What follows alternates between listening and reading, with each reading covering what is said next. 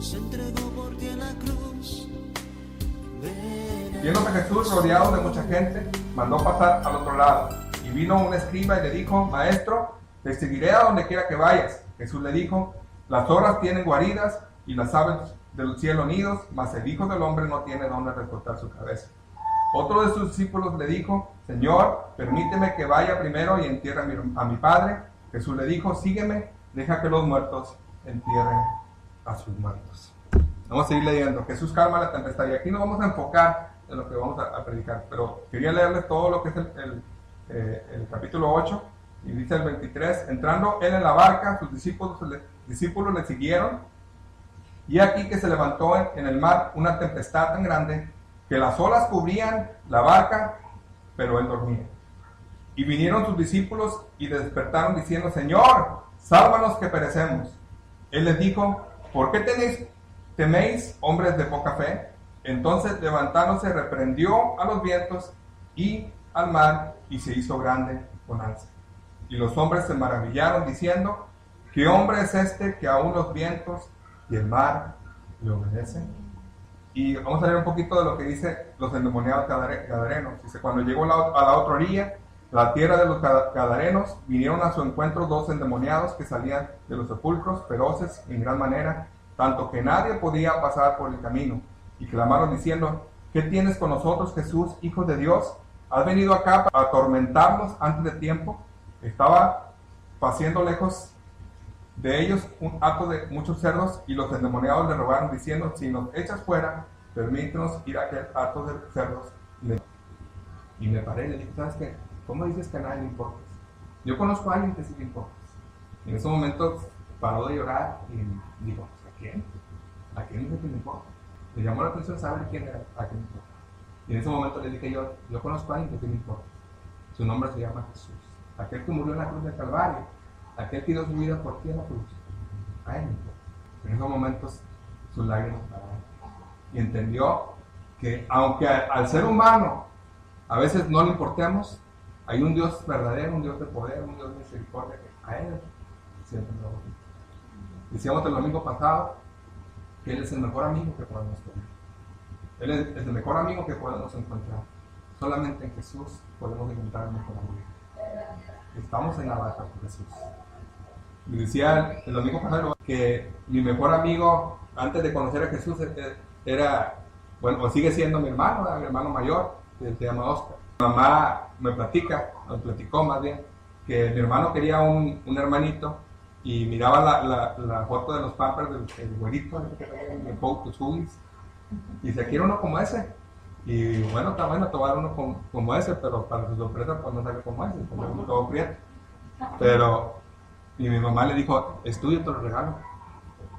Y mi hermano se tomó tan en serio eso, se lo creyó tanto que dijo: es mío. Y yo recuerdo que mientras yo crecía, él me cuidaba, me protegía. Y en una ocasión, me platicaba a Roberto que estaba de moda los tirabolitas. ¿Se recuerdan? Los tirabolitas era le cortabas la parte de arriba del galón de leche, le ponías un globo amarrado y luego estaban las bolitas de los árboles y le llamaban tirabolitas porque aventaba la bolita con el tirabolitas. Y en esa ocasión, pues andaba de moda y todos andábamos con nuestras tirabolitas y me acuerdo yo que en la casa donde vivíamos había un paseo bien largo y mi papá había puesto una puerta de vidrio muy bonita, de hecho. Pero pues resultó ser que una de las bolitas de mi tirabolitas cayó en la puerta de vidrio y la quebré. Y esa vez pues, no estaban mis papás y estábamos bien preocupados, bueno, especialmente yo porque yo había sido el culpable de haber quebrado la puerta y de que al rato que llegue mi papá pues, me va a pegar. Entonces en esa ocasión yo me acuerdo que yo estaba llorando, no, que mi papá me va a pegar y mi hermano, al momento que entró mi papá por la puerta, pues lógicamente no se podía evitar que la puerta ya estaba, cuando estaba la puerta ya estaba quebrada, y cómo esconderla. Y dije: ¿quién quebró esa puerta? Y me acuerdo que mi hermano mayor se paró enfrente y se puso yo le echó la culpa por mí. ¿Por qué? Porque me vio que estaba llorando y que estaba preocupado de que me iban a pegar. Me recuerdo en esa ocasión que mi papá se quitó el cinto y teníamos un segundo piso y se lo llevó a puros cintarazos hasta el segundo piso. Y yo me le quedaba viendo y miraba cómo él recibía los golpes, recibía los cintarazos por mí. Y entonces, yo siempre cuando recuerdo esto, recuerdo lo que Jesús hizo por nosotros en la cruz. Cristo echó su culpa por nosotros, echó la culpa que nosotros debimos de haber recibido. Él recibió todos los insultos, todos los golpes, incluso hasta le escupieron en la cara. ¿Por qué? Porque echó la culpa por nosotros, dio su vida por nosotros en la cruz de Calvario. ¿Por qué? Por amor. Porque a mi hermano, a mi mamá le dijo que yo era de él, pero yo quiero decirle que usted y yo somos de Cristo. Y como hijos de Dios, Dios, nuestro Padre, hace cualquier cosa por sus hijos. Dice la Biblia que todos los que reciben al Señor y que creen en Él son llamados hijos de Él, hijos de Dios. Nosotros somos sus hijos. Y sus hijos darían todo lo que fue con nosotros. Y lo dio. Y lo sigue dando. Amén. Él nos ama tanto así. Amén. La barca simboliza visión, proyecto. Alcanzaron a los inalcanzados. Jesús dijo, pasemos al otro lado del mar. Ya en la barca, si no se tiene dirección, se puede ir a cualquier lado. Déjenme decirle que Dios es quien dirige nuestros pasos. Él es el que debe dirigir nuestros pasos. La barca simboliza riesgo compartido. ¿Qué significa esto? Dice, nos tenemos los unos a otros, la unidad de prevalecer entre nosotros, el propósito y la meta están claros. Por eso los dos voluntarios no fueron agregados, tenían sus propios intereses y preocupaciones. Estoy hablando de las dos personas que Jesús no llevó. Marcos 4:36 dice, habían también con él otras barcas. Jesús usó una barca, pero la Biblia dice que había otras barcas también. Entonces, dice, hay otras barcas, pero estas han decidido ir por su propia cuenta. Se han arriesgado a cruzar al otro lado, pero sin Cristo. Siempre alrededor de nuestra vida y en cada instante se nos presentarán otras posibilidades para cruzar los mares de la vida y llegar a pensar que podemos lograrlo sin Jesús.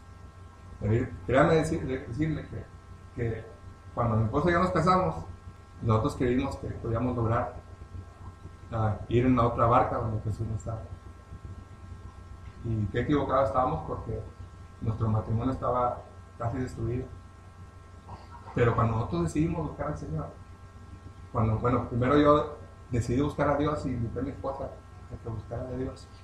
Me acuerdo que en esa ocasión, cuando fuimos a buscar a Dios, fuimos a una iglesia y que el pastor hizo el llamado, yo no me paré, dije, este es el momento que yo quiero entregar mi vida a Cristo. Mi esposa pasó conmigo y en ese momento los dos nos inclinamos ante el altar y le pedimos perdón a Dios. Y dijimos desde ese momento, ¿sabes qué? Vamos a poner a Dios en primer lugar en nuestro matrimonio. Y quería decirle que hemos caminado en la barca con Jesús. Si nosotros nos salimos de esa barca donde Jesús está y nos vamos a las otras barcas donde Jesús no está ahí, créanme que nuestro matrimonio ya no fuera permanecido. Pero Cristo es el que hace la obra en nuestra vida y Cristo es el que restaura, vive y sigue haciendo obras maravillosas en cada uno de nosotros. ¿Amén? Y Él así quiere seguir haciendo. ¿Amén? Solamente nosotros tenemos que dejar que Él haga la obra en nuestra vida. Dice la Biblia, versículo 37 de Marcos 4, pero se levantó una gran tempestad de viento que echaba las olas de la barca de tal manera que ya se anegaba. Y voy a hablar del trato con las tormentas. Las tormentas que se levantan en nuestra travesía, en nuestra misión, tendrán como propósito evitarnos alcanzar o llegar al otro lado. Llegar como Jesús quería llegar al otro lado del mar para llegar a aquellas personas que necesitaban de él. Pero a veces las tormentas de nuestra vida nos van a querer poner un stop o un alto para que nosotros lleguemos al meta. Por supuesto que hay un lugar aparentemente seguro y ese es el de quedarnos en casa cuando hay tiempo de buscar a Dios. Salir de mi seguridad para escuchar a Jesús traerá existencia en nuestra vida. Cuando nosotros tomamos ese paso de fe de buscar a Dios y de ir al templo o ir a un lugar donde se reúnen para buscar a Dios, sabes que estamos venciendo esa tormenta. Estamos venciendo ese momento, ese algo que nos impide a nosotros a cruzar al otro lado. Hay un puerto y un barco amarrado al muelle, crea un estado de seguridad, pero la voz de Jesús se hace fuerte en nuestro interior que nos dice pasemos al otro lado. Allá en donde nos espera la misión, la tarea, el Señor te dice te necesito al otro lado. Por supuesto es tomar riesgo, es dejar mi comodidad, es enfrentar las tormentas. Va a haber tormentas en nuestra vida. Jesús les comentaba hace un momento, dice que vamos a tener aflicción, vamos a tener momentos difíciles, vamos a tener problemas, pero el Señor nos promete y dice, confiad porque yo hice de mí. El Señor te dice, yo estoy contigo. Ya que te voy a terminar. Nuestra seguridad está en Jesús. Dice el versículo 38, Él estaba en la popa, durmiendo sobre un cabezal.